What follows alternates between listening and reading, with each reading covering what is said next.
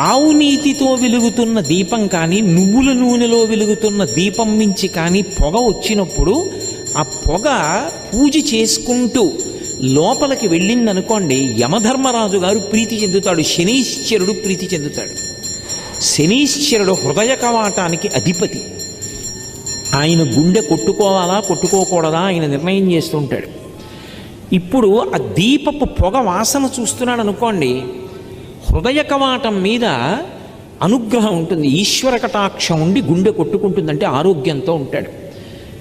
మీరు నమ్మండి నమ్మపోండి, ఈ మధ్య ఒక ఆవిడికి కాకినాడలో గుండె కొట్టుకోవడంలో తేడా వచ్చింది.